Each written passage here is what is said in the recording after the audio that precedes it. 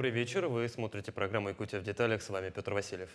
Озеленение городских территорий является важной составляющей благоустройства. Организация озелененных пространств позволяет улучшить санитарно-гигиеническое состояние городской среды, усовершенствовать внешний облик города, а также создать места для отдыха и занятий спортом.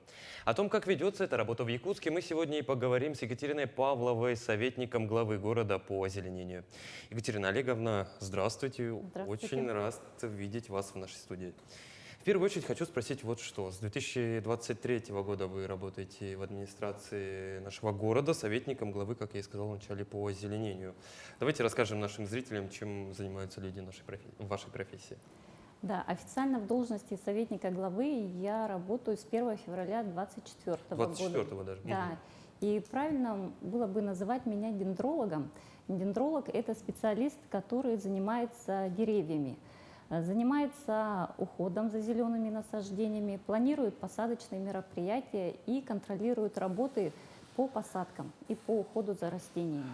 То есть исключительно курируете часть с деревьями или кустарники, цветы тоже входят? Это все входит в зеленые насаждения, это деревья, кустарники, цветы, газон, все полностью. Ну, фронт работы, в общем, большой, да, насколько я понимаю. А если не секрет, как давно пришли в эту профессию, чем занимались до того, как пришли в администрацию? Вообще, в 2001 году, после окончания учебы, я закончила Волгоградскую государственную сельскохозяйственную академию, я ученый-агроном по специальности плодоовощевод и садоводство, как бы это прямая моя такая, да, профессия.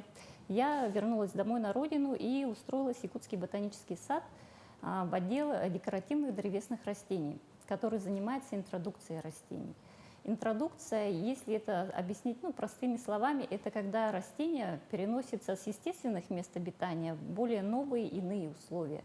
И вот сотрудники, специалисты ботанического сада уже многие годы занимаются изучением новых видов древесных растений. И был выработан довольно-таки большой ассортимент древесных декоративных растений, которые могут использоваться в озеленении нашего города, да и всей Центральной Якутии. И поэтому сейчас появилась такая возможность внедрять этот опыт и эти работы в озеленении нашего города. Насколько я понимаю, этот опыт и эти работы уже давно активно ведутся. Да, конечно. О нем мы поговорим чуть позже. Сейчас я хочу напомнить и вам, Екатерина Олеговна, и нашим зрителям, что мы работаем в прямом эфире. Задать вопрос гостю программы можно по телефону 42 14 39 или по номеру горячей линии в мессенджере Telegram 914 235 05 02. Вот как профессионал, если говорить, чем отличается садоводство в личных целях, допустим, на дачных участках, там, у себя во дворе, на каком-то маленьком там палисадничке, и озеленение городских пространств? Вы знаете, есть существенные разницы, да, потому что деревья и кустарники в городских условиях, они поставлены в неблагоприятные условия, потому что городские почвы зачастую они бесструктурные, они засорены строительным мусором, да, постоянно идет вытаптывание и уплотнение верхнего горизонта почвы, а также влияние оказывает дневное нагревание асфальта. Все вот эти неблагоприятные факторы сказываются на ежегодном приросте растения. Растения растут очень медленно, медленно развиваются, также у них сокращается долговечность. А когда мы выращиваем растения на дачных участках, да, там совсем другие условия, более благоприятные. И поэтому то, что растет на дачах, у нас не всегда может расти в городских условиях. Ну, я думаю, вот вы с 1 февраля, когда вступили в должность, одним из первых, что сделали, это ознакомились с тем, все-таки какая в городе земля. Что скажете? Многие же ругают, вот у нас в Якутске плохая земля, ничего не растет, кроме там тальника березы. Да, в чем у нас проблема с землей? Да, земля у нас действительно очень плохая, потому что, вот как я и сказала, это грунтовые воды, это и засоленность, да, и это вот постоянные выхлопы от машин, вот все это влияет на состав почвы. И поэтому, естественно, растения растут очень плохо на таких почвах. А с засоленностью, я же понимаю, можно же как-то бороться. Это же вот приобретенная, да, уже функция земли? Да, конечно, есть мероприятия по борьбе. И также во время посадки нужно соблюдать определенные агротехнологические приемы, чтобы посадить правильно растения на тех местах, где у нас повышенное засоление почвы, либо повышенное залегание грунтовых вод. Слушайте, а мне стало прямо сейчас интересно, а территории Якутска, допустим, как-то отличаются? Ну вот, допустим, если посадим в центральном округе, тут явно, тут все нормально, тут хорошо будет расти. Посадим там, не знаю, в промышленном, там уже хуже. Нет, почвы везде одинаковые в городе. именно в городе, в городских почвах. Они одинаковые. Екатерина Олеговна, не секрет, что Якутск все часто ругали и до сих пор ругают за недостаточность зелени, хотя вот в этом году мне на удивление, даже как обывателю города, нравится, что происходит у нас на улицах. Удивительно зелено. Всегда ли у нас в городе была такая картина, когда у нас было мало деревьев? Может быть, раньше, как говорится, и деревья были большие? Нет, но как я уже сказала ранее, да, что это все связано с неблагоприятными условиями. Также мы должны не забывать, что наш город находится на вечной мерзлоте. Опять-таки, это и заболоченность почв, да, и это и вот грунтовые воды. Все это негативные факторы, которые сказываются именно на росте растения. Растения растут, повторюсь, очень медленно. И поэтому вот мы не замечаем просто рост этих растений, да, а город растет, развивается, у нас увеличиваются новые территории, появляются, и ежегодно эти территории тоже вот, озеленяются, но мы не замечаем. Все из-за этих неблагоприятных факторов вот мы можем наблюдать такую картину. Но я думаю, что уже с этого года люди начали замечать, да, что как проводится озеленение, и через пару лет намного будет заметнее, вот, уже результаты будут видны. Да, они, если честно, сейчас видны. Я не знаю, правда, с чем это связано. Может, просто климат в этом году. Может, лето наступило раньше, поэтому деревья сейчас зеленее. И, честно, субъективное мнение, не знаю, с чем связано. Ну, это просто вот такое время, и растения растут, и правильная посадка, правильный уход, и люди теперь уже видят, что работа идет в городе. Это не может не радовать. То есть, насколько я понимаю, в том числе, по большей части, потому что у нас поэтому и нет тех видов растений, которые, допустим, растут чуть западнее в наших регионах, потому что у нас такая почва своеобразная, и еще есть вечная мерзлота, ну и климат накладывается. Да, все зависит от климата. У нас очень же холодно зимой, больше 50 градусов, и у нас нет аналогов, где можно взять и привести такие растения, которые растут, вот, подходил бы по климату к нам. Поэтому только, конечно же, местные растения мы используем в озеленении, и растения, которые прошли многолетние испытания у нас в ботанических садах. Ну, я про ботанический сад еще спрошу, и про испытания, мне это очень интересно. Давайте сейчас поделим наш диалог про озеленение на 3 важных этапа. Это цветы, это кустарники и отдельно деревья. Ну, я так понимаю, что у всех разный подход. И начнем с цветов. Когда происходит высадка, где обычно сажаете, и самое главное, где берете саженцы? У нас существуют сроки посадки, да, это весенние, мы начинаем с 15 мая по начало июня.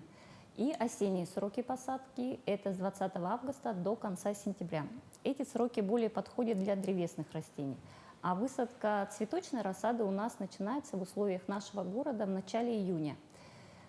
Все зависит, к сожалению, у нас в начале июня могут случиться возвратные заморозки, поэтому мы обязательно следим за погодой, и приблизительно где-то с 5 июня у нас уже массово идет высадка цветочной рассады на улицах нашего города. А озеленением у нас занимаются подрядные организации, которые выигрывают тендеры, да? Работа у них проводится согласно технического задания, в котором прописываются все агротехнические приемы, сроки посадки, видовой состав растений, даже окраска цветов. И поэтому вот рассада, все это уже как бы дело подрядчика. Вот я недалече, как в начале июня или в конце мая был в теплицах Агату. У них там, ну, 1500 саженцев, допустим, петунии, которые они говорят, что заказал город. А почему город не заказывает, допустим, какие-то другие цветы, которые не так, скажем, банальны, как петуния, и, откровенно говоря, получше пахнут? Дело в том, что петуния, она такое растение, оно как бы, ну, оно подходит, неприхотливое и может расти в наших условиях. А также у него очень большое разнообразие окраски. И есть и ампельные сорта, да, и всякие разные. Поэтому петуния – это очень прекрасное растение. Слушайте, а помните, в каком-то году на площади Ленина, по-моему, даже несколько лет подряд высаживали табак, если не ошибаюсь, такой красивый, очень фотогеничный. В этом году его нигде не садили? Нет, на подрядчике по озеленению нет, не использовали это растение, но частные организации, конечно, используют эти растения. А частные организации тоже используют?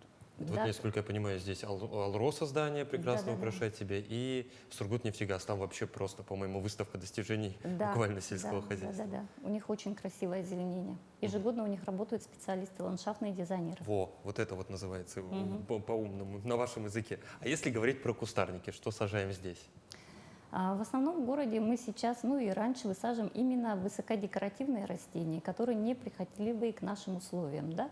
Это и местные растения, это и растения инорайонной флоры, которые вот прошли испытания многолетние, да, и они Их вот более 20 видов, вот тот ассортимент, который предлагает Якутский ботанический сад, их довольно-таки очень много. Это и яблоня ягодная, и сирень венгерская, и черемуха азиатская, и акация желтая, и их очень-очень много. И с каждым годом их будет становиться все больше на наших улицах.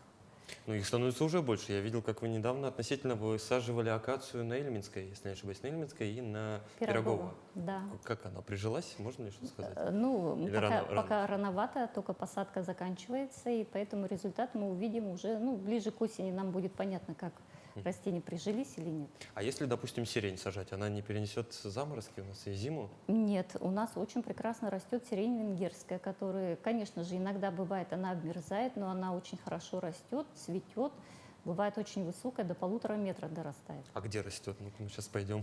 Ну, есть делать такие места в саженцы. городе, есть, и в городе она растет, и по проспекту она высажена, и по улице Курашова она есть, что вы. прекрасно цветет, да, просто не обращайте внимания. Возможно, и просто, может, я не знаю, как выглядит сирень венгерская. Я знаю, что у нас яблоня прекрасно растет. Вот здесь, где Кондракмед, там же Да, просто да, целая фотозона каждый июнь образуется. Да, и по проспекту Ленина теперь тоже растет яблоня, и даже в этом году было первое цветение. Это вот та же самая яблоня, которая, допустим, у Кондракмеда. И через лет 10 она будет также Да, и у нас прекрасно цвести. будет, да, весь проспект будет цвести и в яблонях, и в сирене.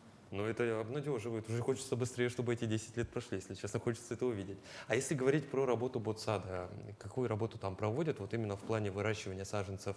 Вы еще говорили про культивирование новых видов. Что это за интересная работа? Да, вот именно основная работа ботанического сада – это интродукция. Да? Они занимаются изучением новых видов, и изучают их и внедряют уже в условия нашего города.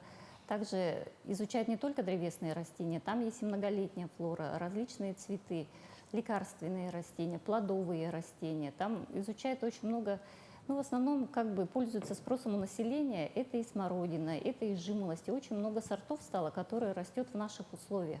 Мгм. Вот давайте еще поговорим про достаточно больную в нынешние, так скажем, времена тему. Это обрезка кустов.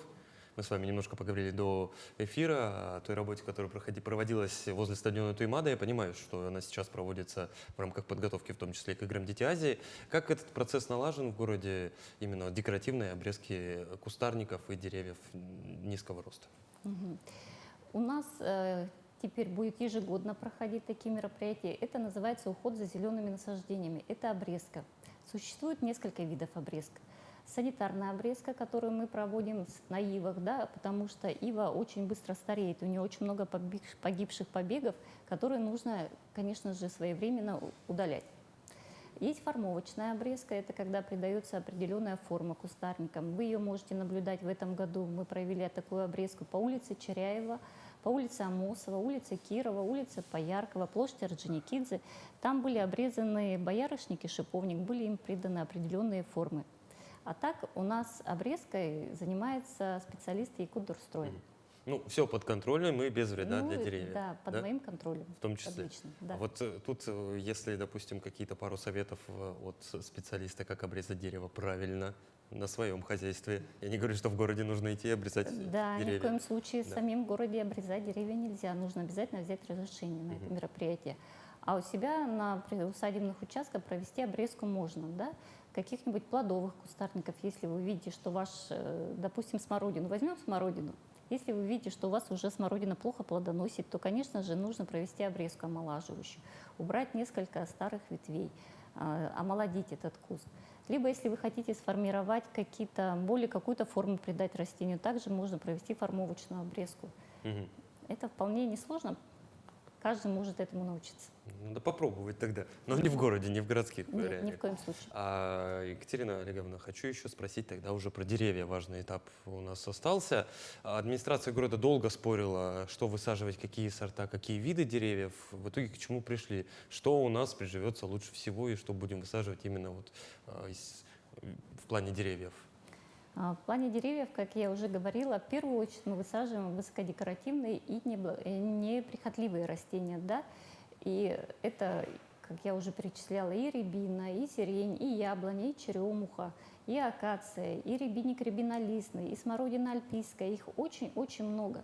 И поэтому, конечно же, мы стараемся внедрять именно вот эти декоративные растения в озеленение нашего города. Ну и не будем забывать и, конечно, про местные растения, про местную флору, которая очень хорошо растет и тоже имеет очень красивые декоративные и деревья, и кустарники. Это и береза, и курильский чай, малознакомый, да, нашему населению. Это очень красивый кустарник, который цветет все лето желтыми цветочками. Это испирея. И испиреи два вида есть, и средняя, и с розовыми цветочками. Очень-очень много видов, да, и шиповники. Все эти виды, конечно, местные и районные, мы будем внедрять в озеленение нашего города. То есть мы, в принципе, можем из лесопитомника взять даже достаточно взрослое дерево. Ну, я не знаю, по вашим стандартам, что такое взрослое дерево, но я имею в виду уже достаточно сформированные по очертаниям, допустим, березу, и посадить ее. Или нет? Нет. Или нам надо прям с маленького кустика начать? Желательно в наших условиях, конечно же, высаживать маленькие растения, потому что у высокого растения уже довольно-таки крупная корневая система, а у нас нет такой возможности, чтобы и нет таких питомников, которые выращивают вот крупные кусты, крупномеры, чтобы их выкопать аккуратно, привести на место и посадить. Поэтому желательно брать низкие растения, ну, вот молодого возраста 5-6 лет. А 5-6 лет этого растения, это он вот как у нас выглядит при открытии всех, допустим, ну, условно, берем любую площадь, которую мы озеленяем, и там стоят такие вот такого роста небольшие маленькие деревья. Да, Это 5 лет? Это 5-6 лет уже растению. Даже вот в 10 лет береза у нас там всего лишь 1,5 метра. Поэтому я говорю, чтобы увидеть результат нашей работы по озеленению, необходимо много-много лет. И такой задел на Да. будущее самое. Да. Екатерина Олеговна, еще вслед по кустарникам, а мы можем делать у нас в городе живые изгороди? Я уверен, что вы видели в больших городах вот такие прям как лабиринты, из которых строят, там формовочная обрезка. Приживутся у нас они? Так мы как раз этим и занимаемся. А, У нас уже было высажено, много лет назад эти были высажены живые изгороди, просто никто их не формировал. С этого года мы их начали формировать, как вот эта улица Черяева, там же давно было высажен боярышник. Просто в этом году мы его подстригли, и все увидели, что действительно там оказывается живая изгородь. И в этом году по проспекту Ленина, по улице Пирогова, Ильминской, там высажены живые изгороди из акации. В основном это акации и боярышник, которые очень хорошо стригутся и формируют живые изгороди. ну, как говорится, как у взрослых, как в больших городах нашей страны. Екатерина Олеговна, не могу не спросить про тальник. Мы с вами тоже об этом немножко поговорили. Я в этом плане журналист ангажированный, где все-таки поставить запятую в таком необычайном предложении «рубить нельзя помиловать». Да, видовое название этого растения ива. И оно очень красивое, любит влагу. Это очень хорошее растение. Но, к сожалению, у нас негативное отношение к этому растению вызвано тем, что оно вызывает аллергию. Оно вызывает аллергию вот пыльцой и своим пухом. Но если ежегодно проводить обрезку санитарную, да, мы добьемся того, чтобы сократить эти побеги цветущие, и, соответственно, у нас уменьшатся аллергены. А если мы начнем бесконтрольно вырубать иву, да, вы знаете, что у нас почвы заболочены, а ива очень хорошо высасывает эту воду. Если мы начнем бесконтрольно вырубать, то ни к чему хорошего это не приведет. Поэтому нас спасет только обрезка. То есть можно спокойно сказать, что ивы или тальник, как его привыкли называть в народе, уже в принципе зарекомендовал себя как элемент ландшафтного дизайна? Почему бы нет? Если вот правильно стричь и формировать, и оно может прекрасно стать вот элементом ландшафтного дизайна. Из него же можно даже живые изгороди делать, можно придать ему определенную форму. И даже как одиночное растение, оно высокое такое растет, да, это очень даже хорошее растение. Просто на него мало кто обращает Да, потому внимание. что он же по большей части всегда высокий, корявый, несуразный, еще и большую часть лета он весь стоит в пуху. Да, а их очень много видов у нас в городе Якутске. Просто никто не обращает внимания, они же все разные. А можно ли вот иву заменить на тополь? Я же подозреваю, что они как-то между собой родственные. Да, ну тополь тоже у нас пылит. Да, Тополь тоже. красивее? Тополь красивее, но почему бы нет? Но если мы начнем повсеместно высаживать тополя, опять-таки начнется негатив от населения. Пух. Что вы делаете, это пух, это вообще невозможно. Ну, Вроде бы, если мне память не изменяет, тополя у нас росли в парке. По-моему, 2, да, или 3 вида дерева. были тополя, но, к сожалению, они недолговечные, и они уже погибли. А так тополя есть в Гагаринском округе, очень красиво растут.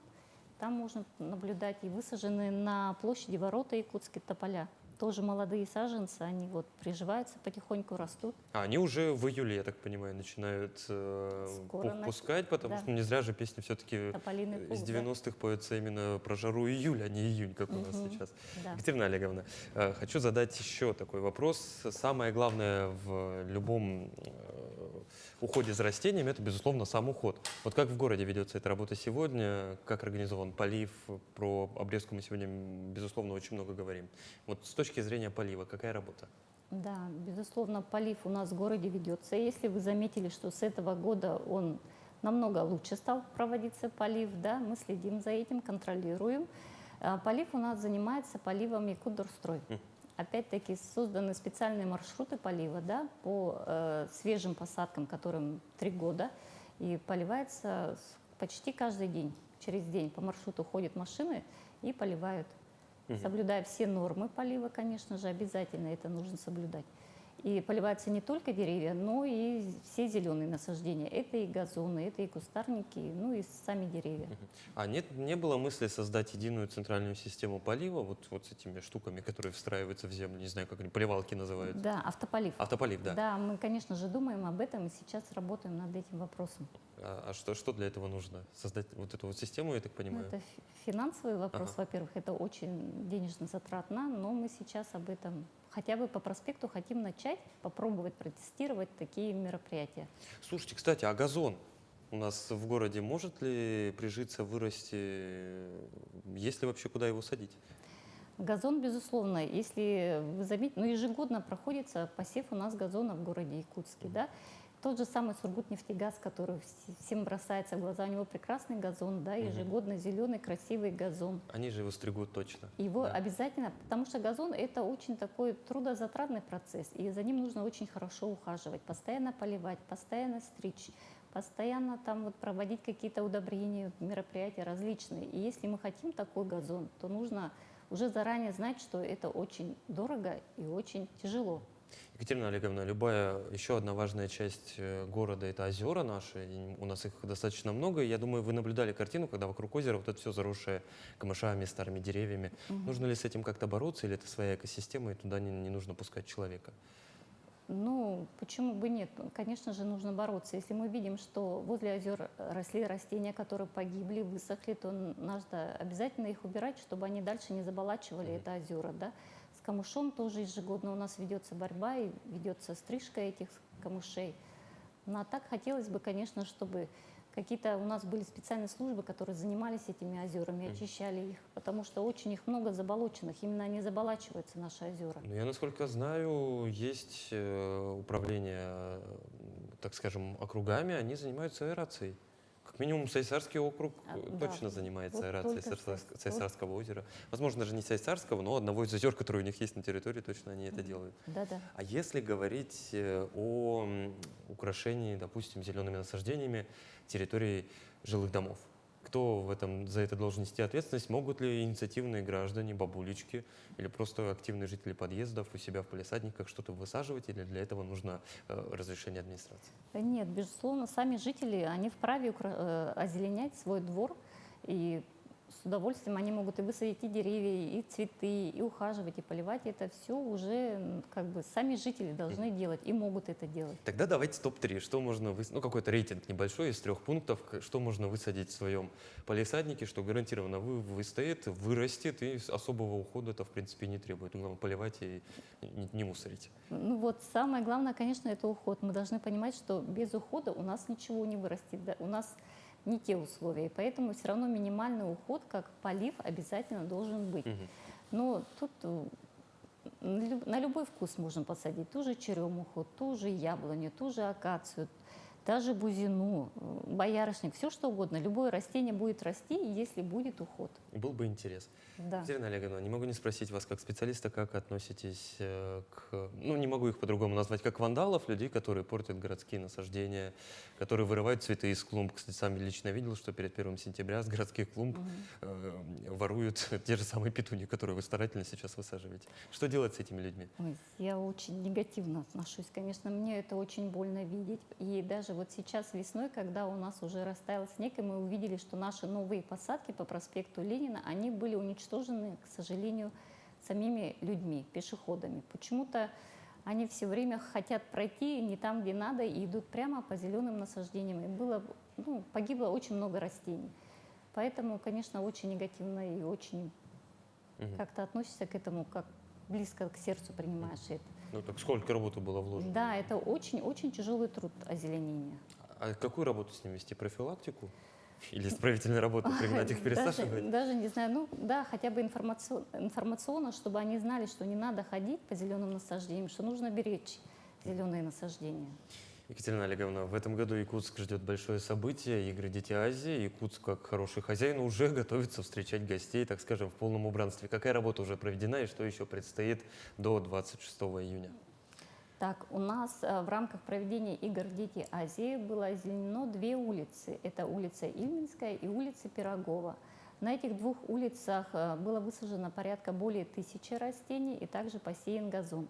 Основной ассортимент – это опять-таки наша яблоня ягодная, это акация желтая, это боярышник даурский, это черемуха, это рябина, это сирень. Вот все наши декоративные растения, которые мы внедряем в озеленение нашего города. А также у нас ежегодно проводится озеленение скверов, площадей цветочной рассады. Также озеленение цветами у нас идет по округам и пригородам. И в этом году на центральных площадях нашего города озеленение будет выполнено, используя расцветки брендбука игр «Дети Азии». Ух ты! Да, это желтый, оранжевый цвет, красный, зеленый, синий, белый. Все должно соответствовать этому брендбуку, расцветкам этого брендбука. Ну, а самое главное, эта работа же, насколько я понимаю, она и даст свои плоды быстро, в плане приживаемости и зеленой, так скажем, растительности, так она еще и на долгие годы вперед хватит ее. Цветами? Деревьями. Деревьями, да, деревья, безусловно, это закладываем уже на будущее, чтобы у нас с каждым годом наши улицы, они все были краше и лучше. Вот многие эксперты, кстати, считают, что озеленение в первую очередь это не только декоративную функцию выполняет, но и, так скажем, практическую. Она защищает город от ветра, от жары, от пыли в том числе. Какой ваш взгляд на это, на такие мнения? Да, У нас в безусловно. Якутске также работает, да? Да, конечно, зеленые насаждения, деревья и кустарники, они защищают не только от жары, от пыли спасают, да, они также улучшают и увеличивают влажность воздуха. Да, и также, конечно же, они влияют на эмоциональное состояние и на физическое состояние, на здоровье наших жителей. Поэтому с каждым годом мы стараемся увеличить площадь зеленых насаждений, чтобы людям жилось комфортно и красиво в нашем городе. Екатерина Олеговна, а можно ли с точки зрения эксперта сказать, какой из районов города сейчас самый зеленый у нас? Вот, допустим, как в Москве есть Лосиный остров, или там Хамовники, это же традиционно самые зеленые точки нашей столицы. Понятное дело, в Москве это Лосиный остров, этот Лосиный парк их главный. А что у нас? За исключением парка. Да, за исключением парка, но в основном это, конечно же, центральная часть нашего города, да, в основном как-то так сложилось, что все озеленение было в центре. Но город растет, развивается, и озеленение на окраинах, оно тоже идет, но, как я сказала, оно будет просто малозаметно сейчас. Через пару лет мы увидим результаты этой работы. У нас еще в этом году по плану должна завершиться, кстати, реконструкция площади Ленина. Вот архитекторы мне не раскрывают планов, что там появится, я видел только на рендерах. А с точки зрения озеленения, может быть, что-то там тоже уже придумано? Можно ли об этом сейчас говорить? Пока нет. Понял. Ну, тогда здесь будет еще и архитектурное, и декоративное, так будем скажем, сюрприз для наших горожан. В заключение, Екатерина Олеговна, давайте дадим жителям нашего города пару советов о том, как обращаться с городскими зелеными наслаждениями. Все это, все-таки это одна из важнейших составляющих того, чтобы эти насаждения у нас прижились. Я бы хотела пожелать жителям нашего города, чтобы они более бережно относились к зеленым насаждениям, чтобы они уважительно относились к труду озеленителей, потому что это очень трудоемкая работа. И озеленители стараются именно для жителей нашего города, чтобы они жили в зеленом, комфортном, красивом городе. Ну, я думаю, что мы через лет 5-10, как максимум, увидим результаты работы озеленителей. Я уверен, что наш город буквально засияет новыми зелеными красками. Екатерина Олеговна, спасибо, что нашли время и пришли к нам в студию сегодня. Спасибо вам. Ну а на этом выпуск программы «Якутия в деталях» подошел к концу. С вами был Петр Васильев. Смотрите нас по будням в 19:15. Расскажем обо всем в деталях.